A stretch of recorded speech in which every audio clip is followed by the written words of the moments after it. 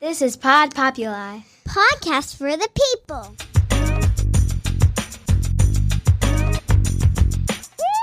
The Great Love Debate. It's the Great Love Debate. The Great Love Debate. It's the Great Love Debate. Hi again, everyone. It's Brian Howie. Welcome to the Great Love Debate, the world's #1 dating and relationship podcast. Since 2015, I am here in the very fine studios of Pod Populi, podcast for the people. I am once again at the one in Scottsdale, Arizona, which I just love.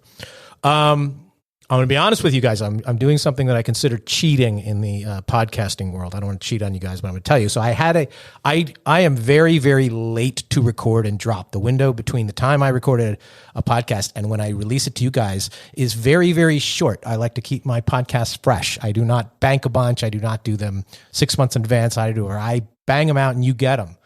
And the deadline to drop them generally is Tuesday, very, very early in the morning. I am recording this on a Monday. I had a couple of guests lined up, and at the last minute they flaked, and I have to get on an airplane. And rather than make you guys wait a day and break my streak of 420 something in a row, 8 years without ever missing a drop, I'm going to cheat a little. As soon as they said they had to cancel, I'm like, oh my God, don't do that. And then I remember an episode I did about a year and a half ago that was entitled, Please Don't Do That.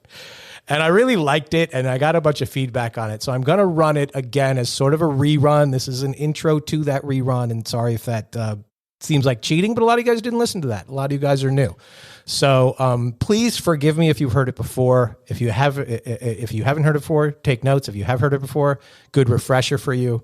A whole bunch of things that I got submitted from you, weird questions, and I did a whole episode called Please Don't Do That. Don't cancel on a podcast guest because it really screws up the timing, and that trickles down to you guys. So without further ado, we're going to roll it back again, and I appreciate it. Thank you. So I'm going to hit you guys with a whole bunch of scenarios and questions and habits that a lot of people either have been asking about or that I've noticed that they're doing. And my answer is, oh my God, please don't do that. So the first one I got, because I noticed it and somebody asked my opinion on it, which really doesn't have anything to do with Great Love Debate. They just socially asked my opinion about the married people. And there are quite a few of you who listen to this show. And you are a couple who, I'm going to rule out grandma and grandpa who are 85 years old and they do this. But say you are under 65 and you do this. If you're a couple who combines your email address or your social media accounts, so it's Dave, Brenda, New York, or it's, Kelly and Andy at Gmail, and it's the same, please don't do that. Oh my God, please don't do that. Be people. Just because you got married, that shouldn't be your defining characteristic. You are not Siamese married. Is Siamese twins still an acceptable term? Is that offensive? Too conjoined. I think conjoined is the term. Sorry. Any of our conjoined people out there who are listening, I'm sorry. But please don't do that. Be individual people. Have your own thoughts and hobbies and habits and friends and people you want to communicate with. I can't even imagine the practicality of something like that. Like, honey, email, oh, that's for you. Oh, did you answer it? It's ridiculous. It's dumb. You're far more likely to break up if you do something like this. I do believe that. So you're going to have to start a new one anyway. So start now. Save time. Sarah and John together forever at Gmail. Don't be together. Not like that. That's the one that you can easily control. Set up your own social media. You're not an LLC. You're not under one umbrella. You could do your own thing. Set up your own emails. Because if you don't get that many emails, it's not a big deal. And if you get a ton of emails, it is a big deal that you're sharing it. It's ridiculous. Stop doing that. Please don't do that. The next thing that I'm going to give you is I'm watching the local news the other day, the morning news. I like the morning news. I like to know what's happening in whatever community I'm in. I like it. I like to take the temperature of it. I like how they do the weather and the traffic. I like it. But anyway, I'm watching the local news. And they had a story on Devin Booker of the Phoenix Suns, the basketball player, breaking up with Kendra, Kylie, Kendall. Is there a Kendra Kardashian, Jenner? One of Kim's sisters. One of Kim's younger sisters. I don't know if she's a Jenner or Kardashian. Devin Booker was dating a Jenner Kardashian. I think it was Kendall. That's my final answer. Kendall. Sorry, Kim is top dog, and then everybody else is everybody else. But anyway, the news people were reporting it as a news story, and I don't care how slow a news day your news story is.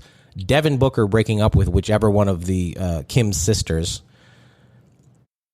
that's not a news story, but that's not really my point. My point is, if you were watching this and you had some sort of emotional reaction to it, please don't do that.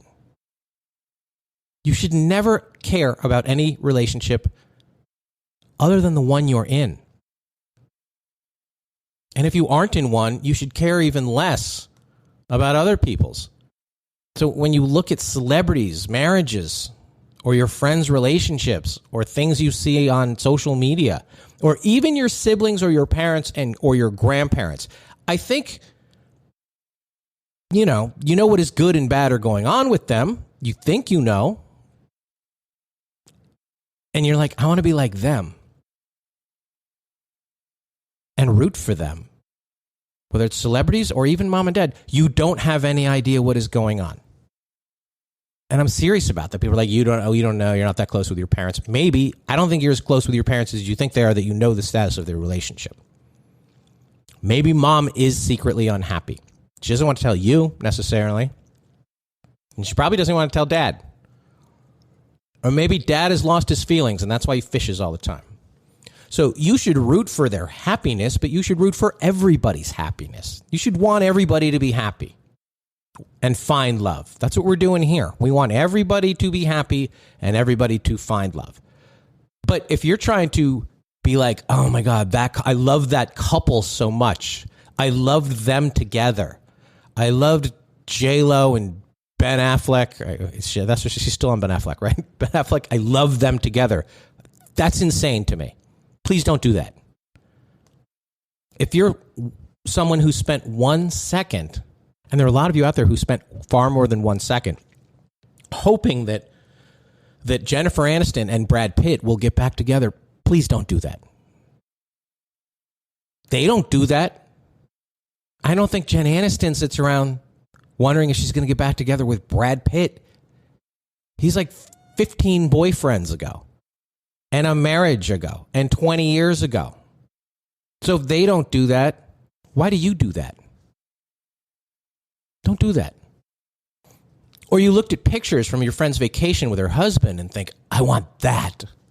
You don't even know what that is or who they are together.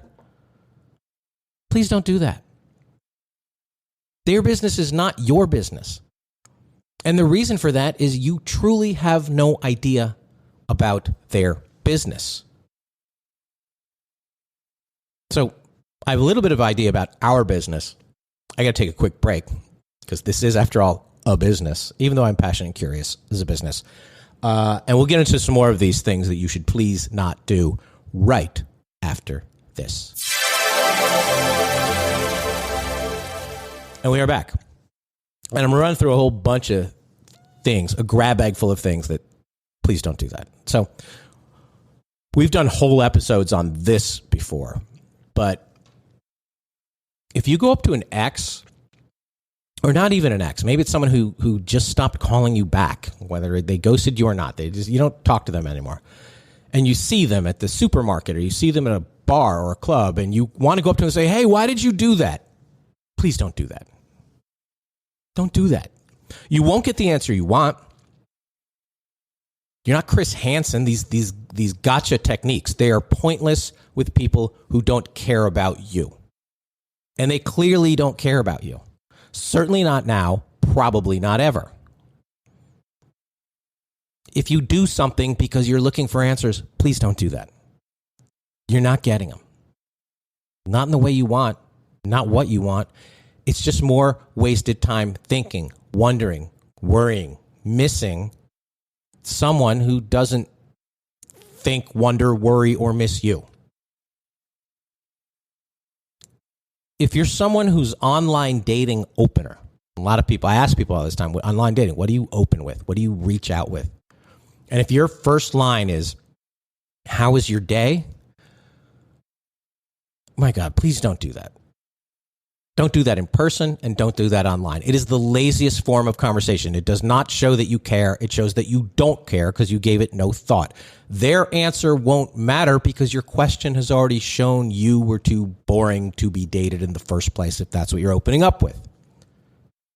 Small talk kills a friendship and it kills a potential relationship because you started things on a dull note. So I'm not going to get back into all the things that we've told you that you need to say and that you should say. Go listen to all of the episodes if you want those. But that is something you should never say or ask. How was your day? Use your imagination. Even if you're really curious about how someone's day was because you knew they had a tough day, ask it in a better way. Or honestly, just say hi. How are you doing? That's better. It's not an assessment of their day. And you're asking somebody, how was my day? I don't fucking know. It's 2:00. It's not over. It's nails on a chalkboard. It's excruciating. Please don't do that. Do better. One of the oldest tenets we have around here at the GLD is to get rid of the words, not my type. If you're over 30 and you're still single, you have no type. Your type is not working out for you. Please don't do that. Please stop saying or thinking, I need this, this, and this. You don't. Because you probably had some version of this, this, and this before, and it didn't work out for you. Because if you're looking for this, this, and this, you're missing out on that, and that. And that is definitely better than this. Because you haven't had that yet. You had this, you're still here. Still here saying so-and-so is not my type. Too big, too small, too blonde, too this, too that.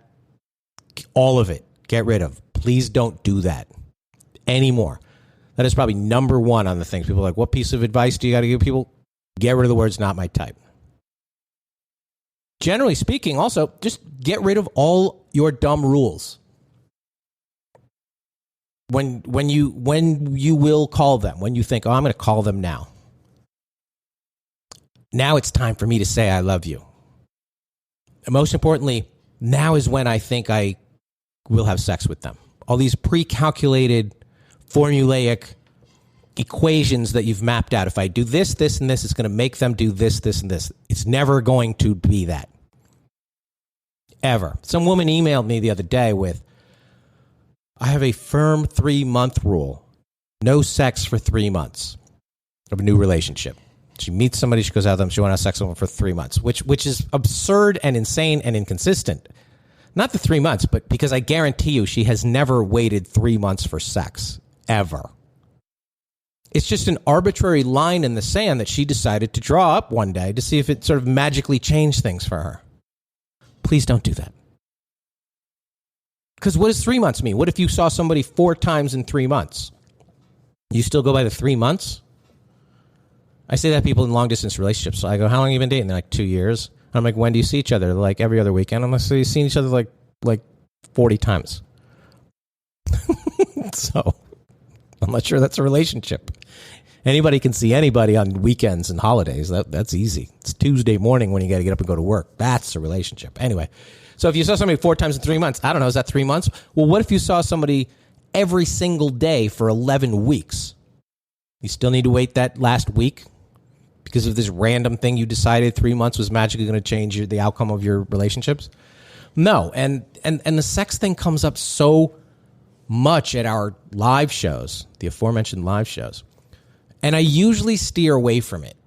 And it's not I steer away from it because it's lazy or I'm a prude or anything. It's just such a random hole to go down, no pun intended. People are so nonsensical about it. So I'll just say this. If you are using sex as a referendum or a reward, please don't do that. Don't do that. Making him, her wait, it doesn't mean you know them better. It doesn't mean they like you better.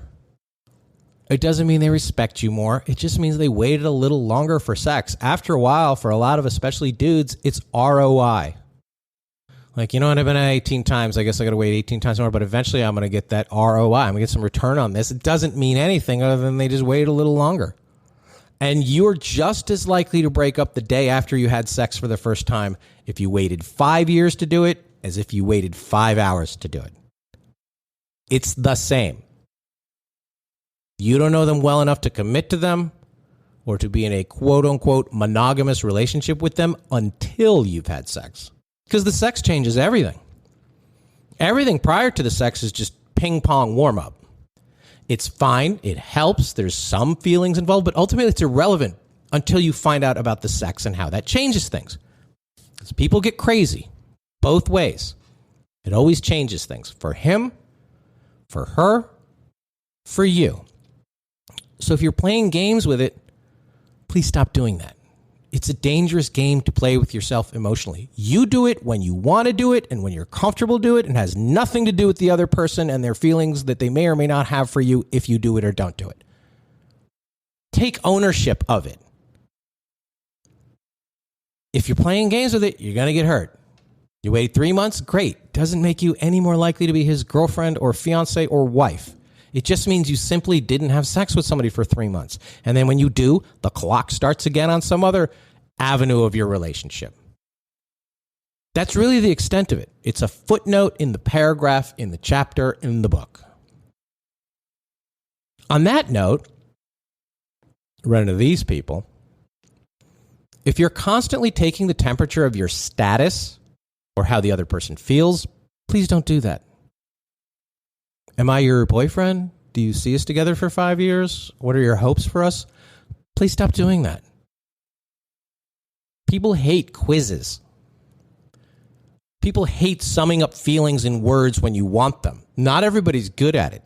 I'm pretty good at it because I spend a lot of time thinking about it. But most people, when you ask them a question on the spot and they know that that question is, you want to hear a certain answer in a certain way, it's not an honest conversation. It's not honest for you to ask it, and the answer you're going to give is probably not fully formulated. Words take time, and they are private in their formation to get the articulation. It's hard for people to do that. It's hard for people to write it. It's hard for people to say it, and it's certainly hard for you to, boom, get exactly what you want. Please don't do that. Putting somebody on the spot won't get you that. Asking how they feel in a moment might not say anything about how they'll feel in the morning. You're asking somebody to guess about the future when they're still getting comfortable with the present and with you and with the two of you. Just focus on the feelings, not the expression of them. And a lot of people just really need to know because they want to give an answer to other people who are asking that. What's the deal with you two? Are you guys exclusive? Are you going to get engaged? Are you going to get married? Are you going to have kids? Blah, blah, blah, blah, blah. Everybody, all the outsiders want to know. Takes me back to the beginning where you got to ignore everybody else doing it. Fuck them. Fuck them. Your need to announce every aspect of relationship all over social media, please don't do that. It's not necessary.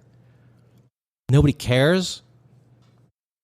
Or the people who do care, you don't really want them to care. I'm not sure everybody's rooting for you. I'm not sure everybody's noticing what you want them to notice or the way you want them to. Like, stop doing that. Just be present in the moment, in the relationship, and see where it goes. Not everything means something. Not everything has to mean something. And not every question has an answer, which is fine too. We raise a lot of questions around here, and we don't always have answers. And there's just as much value in that. And I really like that. So you ask me where my passion and curiosity is in this whole thing, where I started out on. It's raising the questions. Sometimes we find the answers. Sometimes we don't. Sometimes we share possibilities. That's all part of it, and that's what I like about it. Everything else, all these other little tricks and techniques and things you're trying to do, please don't do them. All of them. Shoot us an email, greatlovedebate@gmail.com. Like I said, we have a listener letter episode, our annual Summer Lovin'. It's a little late this year, but we got to do it. You might get one under the wire if it's really, really good. Shoot it to us, greatlovedebate@gmail.com. Check out the aforementioned tour schedule. By the time this drops, I assume 1 or 2 will be on sale. I hope so. If not, check the social media. I don't know. The Great Love to Boat is still happening. Don't give up on that. We're still doing the cruise. Most importantly, as always, like, share, subscribe. Please review this podcast. Your reviews will always be appreciated and mean a lot in the podcasting ecosystem because, as always, at the Great Love Debate, we never stop making love. See you next time.